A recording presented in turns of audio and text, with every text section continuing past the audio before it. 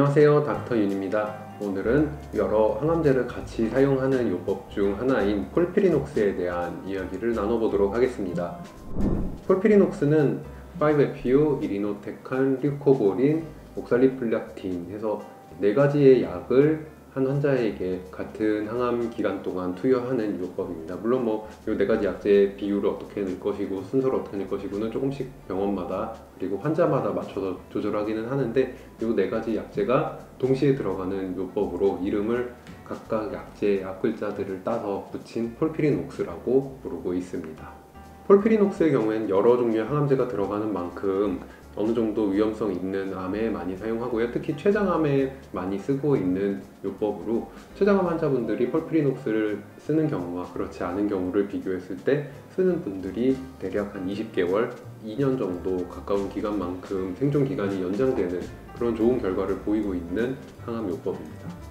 물론 좋은 방법이지만 당연히 단점도 있습니다. 효과가 센 만큼 부작용도 있다는 점이 하나고, 다른 하나는 좀 맞는 게 많이 번거롭다는 단점이 있습니다. 보통 우리가 항암 하시는 분들 보면은 2주, 3주 이 정도 간격에 하루 정도 다녀오세요.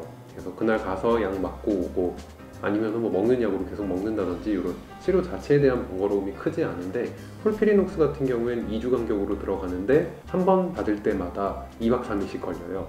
물론 항암 하시면서 일을 하시는 분들이 그렇게 많지는 않지만, 만약에 어디 일을 계속 해야 되는 상황이다 그랬을 때 폴피리녹스 맞는 분들은 굉장히 지장이 큽니다. 일단 주기적으로 계속 2주에 한 번 3일씩 시간을 계속 빼야 되고, 그리고 일상생활에서도 당연히 많은 번거로움이 찾아와요. 그렇기 때문에 이거 받으실 거라고 얘기 들으신 분들은 그 기간 동안에 아무것도 안 하게끔 완전히 시간을 비워야 된다는 번거롭다는 단점이 있습니다. 그러면은 이제 옥살리플라틴 먼저 한 2시간 정도 맞고, 그 다음에 이리노테칸 한 2시간 정도 맞고, 그리고 류코보린 맞고 5-FU를 맞는데, 그것만 해도 벌써 한나절인데 거기에 5-FU가 들어가는데 시간이 만 이틀을 맞아요. 그러니까 한 48시간 정도. 그래서 2박 3일 동안 병원에 누워서 계속 항암제를 맞아야 되는 그런 상황이 오는데 많이 번거롭죠. 5-FU는 통에다가 환자에게 채워갖고 이틀 동안 들어가게끔 케모포트에 꽂아놔요. 집에 들려보내는 경우가 가끔 있습니다. 그러면 하루에 끝나니까요. 근데 물론 집에 갈 수 있으니까 일상생활이 된다라고 이야기할 수도 있지만, 케모포트에 주사가 꽂힌 상태로 뭔가를 할 수 있지는 않아요. 그냥 병원에 있는 것처럼 아무것도 못하기는 매한가지라 편안한 상태로 지낸다, 그런 느낌의 치료는 아닙니다. 처음 이야기했던 부작용 문제도 만만치가 않습니다. 아무래도 여러 종류의 약이 들어가다 보니까 여러 종류의 부작용들이 많이 나타나는데요. 환자마다 굉장히 다채로운 종류의 부작용이 튀어나오는데, 기본적으로 제일 흔한 거는 손발저림, 이쪽으로 오는 분들이 제일 많습니다. 말초신경변증이라고 몇 번 이야기 드렸었는데요.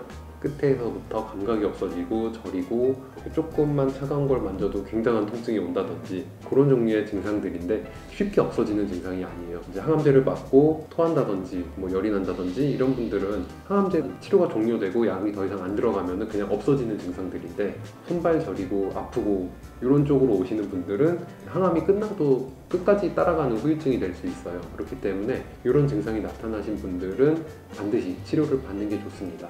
항암 하시는 병원에서 이런 증상 이야기하시면 조금 억제해 줄 수 있는 약을 처방해 주는 경우도 있고요.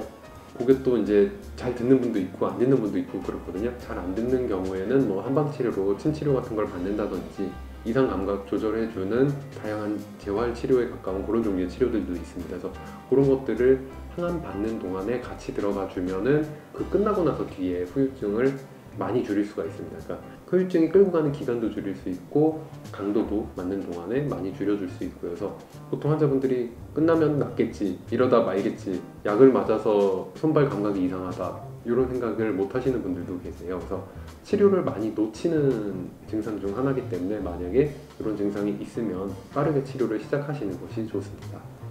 그리고 호중구 수치가 떨어지는, 혈액 수치들이 떨어지는 종류의 부작용을 많이 갖고 오는 치료 요법입니다.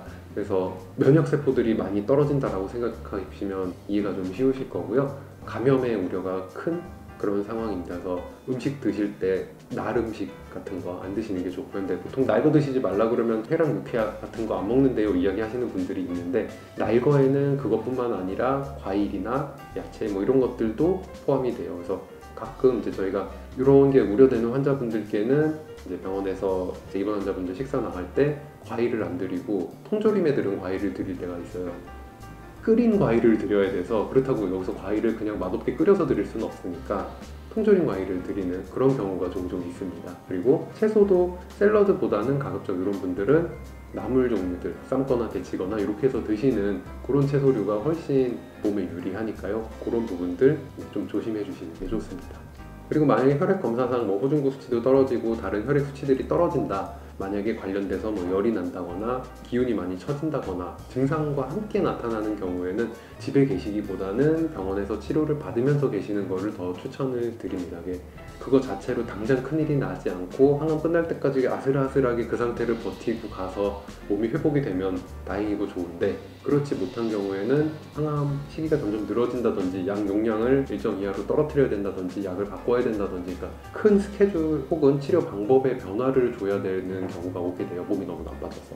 아니면은 좀 연령이 좀 높으시거나 기본 체력이 많이 안 되시거나 아니면 이 약에 대해서 부작용이 좀 세게 나타나는 분들, 그런 분들 같은 경우에는 중간중간에 그런 현상이 나타나기 시작할 때 관리를 안 해버리면은 이 부작용 자체로도 이렇게 약간 위독해서 심각한 종류의 치료를 받아야 되는 그런 상태까지 가시는 분들도 간혹 계십니다. 그래서 만약에 혈액 수치에 이상이 오는 종류의 부작용이 있으신 분들은 조금 더 철저하게 관리를 하면서 지내시는 게 좋습니다. 기본적으로 이제 면역력이 많이 떨어지는 그런 종류의 부작용이 있기 때문에 손 같은 거 좀 자주 씻는다거나 이런 종류의 일반적인 면역력에 약해진 분들이 감염을 피할 수 있는 이런 일상적인 습관 들여주시는 게 항암하는 도중이나 그 뒤에도 계속 그런 거는 관리 잘 해주시면 도움이 많이 될 것 같습니다. 그러면은 오늘은 여기까지 이야기 나누도록 하고요.